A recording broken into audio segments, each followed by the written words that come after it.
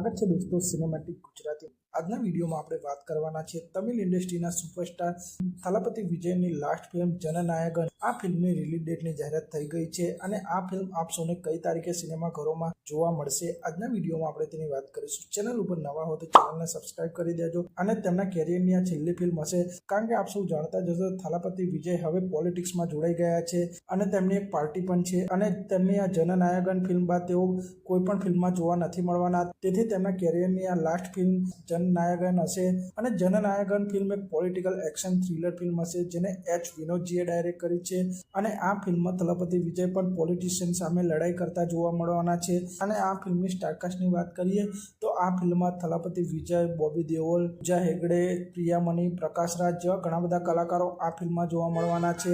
અને થલપતિ વિજયની આ છેલ્લી ફિલ્મ જનનાયગન ફિલ્મની રિલીઝ ડેટની વાત કરીએ તો આ ફિલ્મ આપ સૌને 9મી જાન્યુઆરી 2026માં સિનેમાઘરોમાં જોવા મળી જશે અને આ ફિલ્મ પેન ઇન્ડિયા ફિલ્મ હશે। અને થલપતિ વિજયની જનનાયગન આ ફિલ્મની સાથે બોક્સ ઓફિસ પર જુનિયર NTR ને ડ્રેગન ફિલ્મની ટક્કર થવાની છે, કારણ કે જુનિયર NTR અને ડાયરેક્ટર પ્રશાંત નીલને ડ્રેગન ફિલ્મ પણ 9 જાન્યુઆરી 2026ના રોજ વર્લ્ડ વાઇડ રિલીઝ થવાની છે। આમ થલપતિ વિજયની જનનાયગન અને જુનિયર NTR ની ડ્રેગન આ બંને ફિલ્મોની વર્લ્ડ વાઇડ બોક્સ ઓફિસ પર ટક્કર જોવા મળશે।